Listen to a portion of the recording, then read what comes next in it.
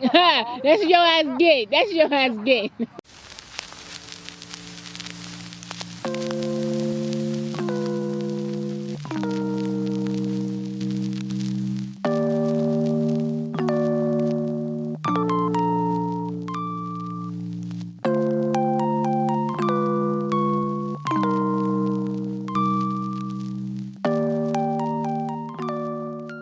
So that last catch was in the back of the end zone, and I had to pretty much tippy-toe to keep that thing in. But one thing I can relate to Phantom Knights when it comes to football is that as long as you play it, you will get better. The Phantom Knight strategy is a strategy that has been getting better and better over time. It's been aging like fine wine. I think that this rogue deck is secretly a top contender inside of this meta. People just may not be privy to how the deck operates. In this profile, I'm going to be showing you a slightly different approach to the Phantom Knight strategy, but still being able to show you some really awesome combos.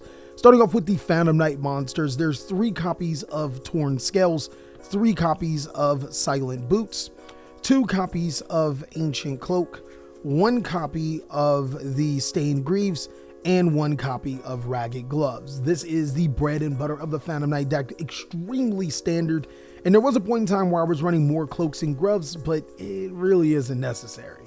For the Phantom Knight trap cards, there's 3 copies of Phantom Knight's Fog Blade, 1 copy of Phantom Knight's Sword, and 1 copy of Shade Brigandine. Some people just run the Phantom Knight's Sword and the Brigandine. Some people don't run Sword, they run Phantom Knight's Wing. Now, the reason why Sword is better than Wings and not running anything is because this card can actually not only protect your Appaloosa, it gives it 800 attack, which allows it to get an extra negate. I thought that that was pretty cool, and also seeing that this card is a monster reborn for the Phantom Knight strategy, it was really hard to ignore that. Moving forward, for the extender cards, there are 2 copies of Tour Guide from the Underworld. Now, some people may maybe look a little weird at Tour Guide at 2, but since I already play 5 normal summons with Tour Guide and Phantom Knight's Torn Scales, as well as Cloak and Ragged Gloves being a pseudo-normal summon, I really wanted to minimize on the opening chances of me opening an insane amount of normal summons that I really can't play with.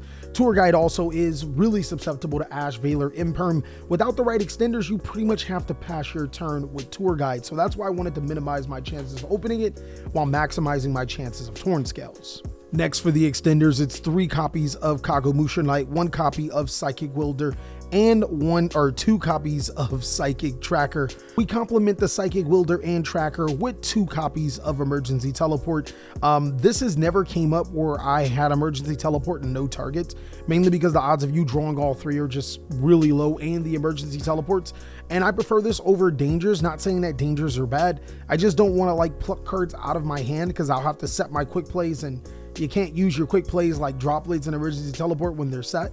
But I actually do have an extender that not only solves a certain problem for Phantom Knights, but also allows you to, of course, extend. I run 1 copy of Instant Fusion and 3 copies of Ready Fusion. Boy, this card is sauce. Not only does it allow you to special summon a level 3 monster to your side of the field to extend, it actually addresses a problem. The Phantom Knight strategy sets up a ton of monster negates, but kind of loses to spell and trap cards like Lightning Storm. I actually do have a way to be able to special summon a monster that can prevent us from being used or hit by cards like Lightning Storm, so that's also good. Next is 1 copy of Reinforcement of the Army. This can search not only our extender and Kagomusha, but also any of our Phantom Knight monsters. Moving forward to our blowout cards, there's 3 copies of Forbidden Droplet. Now, normally I tell people when you can't afford Forbidden Droplet, play Forbidden Chalice, but unfortunately, I am playing Forbidden Chalice in here. A budget alternative to Forbidden Droplet, I guess, would be Dark Ruler No More. It doesn't necessarily serve the same purpose because Forbidden Droplets can be used offensively and defensively, and more importantly, there are so many targets in this deck for Forbidden Droplets. Like every single one of my Phantom Knight monsters or cards can be targets for Forbidden Droplets to negate my opponent's cards. You also can't one-shot your opponent under Dark Ruler No More, but very understandable if you can't afford it. From here, instead of playing hand traps, I actually decided to go 3 copies of Triple Tactics Talent. Now, the reason why I decided to go with no hand traps with this deck is because this deck is actually incredible going second. It has natural board breaking cards like Rusty Bardish and Breaksword in its arsenal, and it can play some really powerful cards like Forbidden Droplet to be able to disrupt my opponent's board so I can continue playing. I decided to add Triple Tactic Talent in here because not only does it address some of the deck's biggest problems, Red Eyes Dark Dragoon, Appaloosa Bow of the Goddess, it also allows me to play through hand traps. I don't think that single points of interruption will necessarily end my opponent's turn anymore. I don't think that hand traps are really that good unless they're high impact at this current time.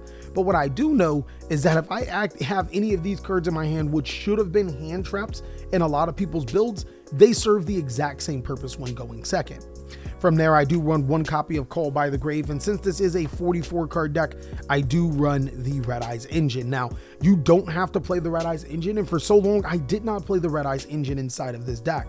The reason why I play Red Eyes engine is because a lot of times when you do get bogged down by hand traps, you can just summon 2 monsters and then make Red Eyes Dark Dragoon, and your opponent still has to deal with it, similar to how Drytrons do it. I've also realized that Red Eyes Dark Dragoon is a godly going second Yu-Gi-Oh card. It can't be targeted, can't be destroyed, and helps you wipe your opponent's board. But of course, if you can't afford the Red Eyes Dark Dragoon engine, you can actually just play the Dark Rebellion engine instead. This is going to require you to take Vert and Red Eyes and play XYZ Dragon, both of the XYZ Dragons, and of course the Phantom Knights Rank Up Magic launch, the quick play spell card. The one, I think it's Raid Raptor's Phantom Knights launch. Play that card and it'll allow you to make pretty much similar combos. I feel like I've forsaken Hoodie and Jesse because I am now playing the Red Eyes combo. The biggest reason why I didn't play it was that I have a 39% chance of opening a particular brick, which is Graph, Seer, or Red Eyes cards, but it's almost mandatory. For the extra deck, here's where we get spicy. 1 copy of Appaloosa, 1 copy of Rusty Bardish, 1 copy of Vert, 1 copy of Cherubini, and 1 Link Spider. This is extremely standard for almost any Phantom Knight deck. The really secret tech, I'll actually show you that at the end. For the Exceeds, 1 copy of Arc Rebellion, XYZ, and Raiders Knight. This can actually be taken out for Divine Arsenal, AA Zeus, and Downward Magician if you want. But I like the ability to be able to punch over the opponent. It is so many opportunities that come up where your opponent just has a board, you kind of play through the board, and then you just make Arc Rebellion and win the game right then and there. So that's why I decided to go with that as opposed to the other thing. 1 copy of Evil Swarm Nightmare. This card's pretty good in card games. 2 copies of Phantom Knight's Break Sword. 1 copy of Leviair. And then, of course, 1 copy of Red Eyes Dark Dragoon. And our target for our Ready Fusion, Instant Fusion is Flame Ghost because it is a dark monster and a level 3. Now, the super secret sauce is even after we have Ready Fusion in our hand, a lot of times we can go full combo without it. Sometimes we have the correct extenders. Actually, a good amount of times we have the correct extenders to special summon Sea Monster of Theseus and then synchro summon into, that's right, Adamancipator, Risen Drigite, however you want to say this card's name. This card is our way to be able to stop our opponent's spell and trap cards, but you can also go into Borreload Savage Dragon if you want to feel a little bit more comfortable, as this card can equip the Cherubini. But I actually like the Rizite because it allows me to open up with this card and be able to deal with cards like Virtual World Chuchi if needed. But that is it for that. Some other extra deck cards that you guys could be playing. I don't play Solomon Great Al Mirage. This is a 1 card Dragoon, and I'll show you in the combos. Access Code Talker with the Nightmare package, that's pretty good. IP Masquerena and Virtual World Shell Jaja. These are all cards that you can play. I would suggest against playing the Utopic package because while it does seem good, you have to waste 2 Leviairs to get to it, and that's not really that great. So for the people that like linear combo decks, this is pretty much a linear combo deck. You're going to see a lot of the exact same combo, just different variations of it.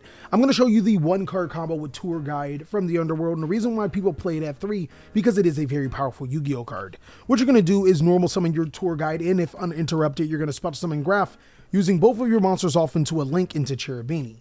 Now, Graph's effect will activate to be able to special summon Seer, and then you can activate Cherubini to send Phantom Knight's Ancient Cloak for cost. From here, I will link off both the Cherubini and the Seer into the Phantom Knight's Rusty Bardish, and now Seer's effect will activate to special summon the Cherubini. Use the effect of Rusty Bardish to send your Phantom Knight Torn Scales to set your Phantom Knight Shade Brigandine to your side of the field, or you can set your Phantom Knight's Fog Blade. Now, the reason why you probably would want to go into your Shade Brigandine right here is that you can activate it, special summon it, and then link it off into a Link Spider and make Red Eyes Dark Dragoon for here if you want to be really safe. But regardless, you're going to lose to a Nibiru if that were to happen. Whereas in this, well, I guess you wouldn't lose because you still have your your searches with these 2 cards. So it's a fairly safe way still to go. But I'm going to show you, I'm going to set the Phantom Knight's Fog Blade, and then I'm going to go ahead and activate the effect of Phantom Knight's Ancient Cloak.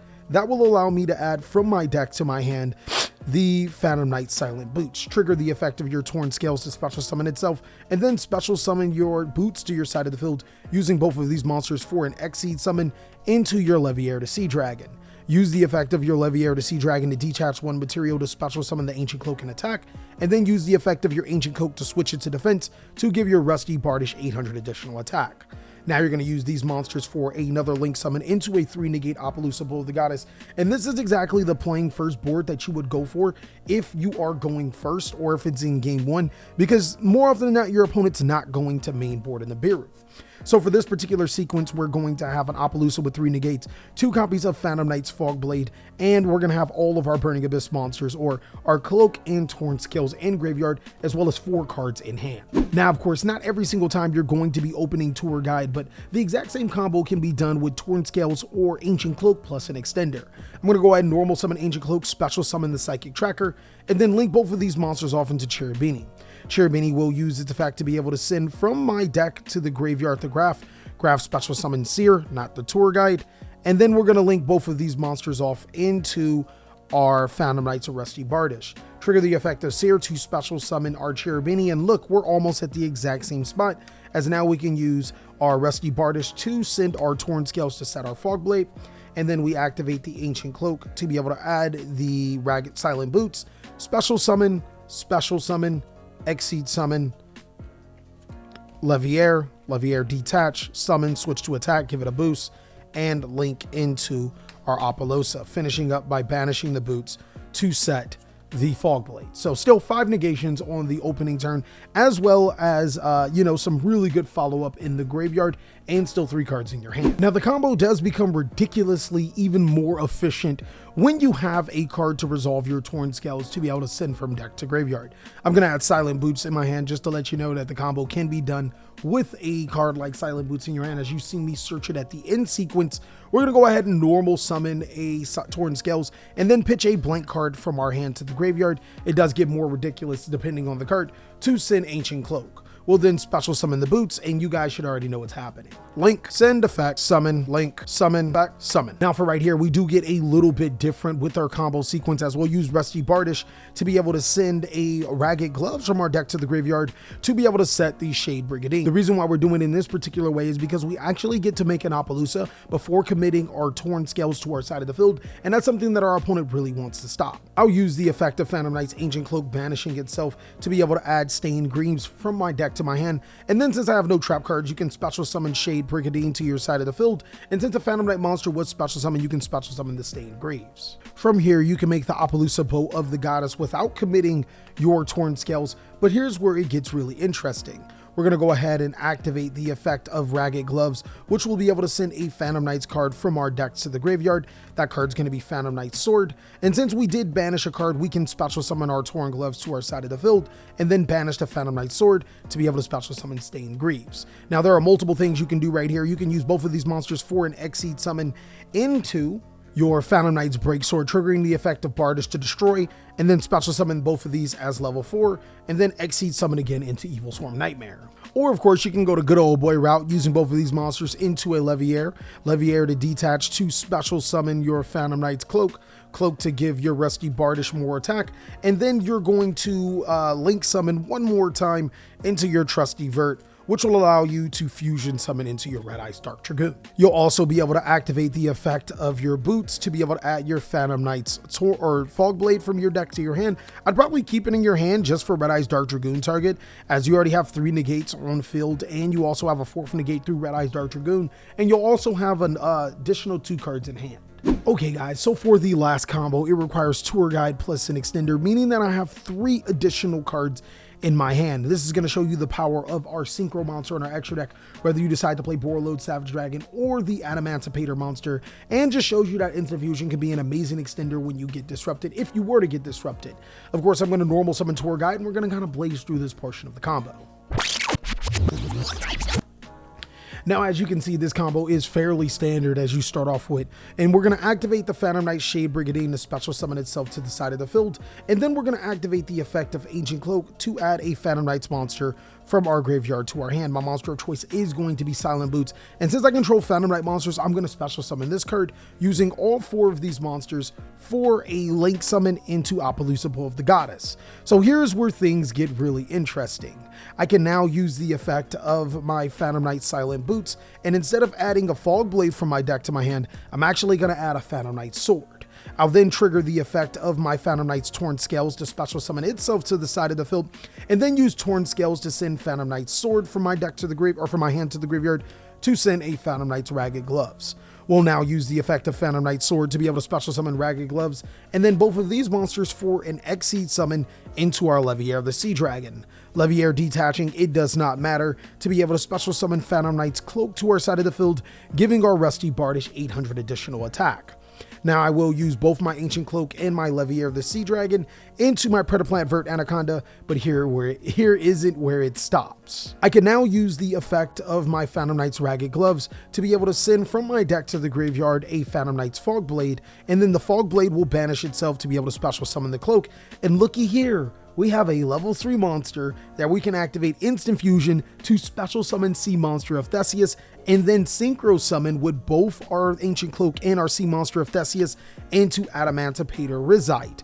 At finishing up, I'm going to use Predaplant Vert Anaconda's effect, paying 2,000 life points, to be able to special summon Red Eye's Dark Dragoon to my side of the field, and this board is incredible. Not only is this board way less susceptible to hand disruption because I made Appaloosa so early, I actually was able to make 1, 2, 3, 4, 5 negates in 2 cards. Phantom Knights are an incredible rogue deck that can set up all types of disruptions, and also is still an amazing deck going second.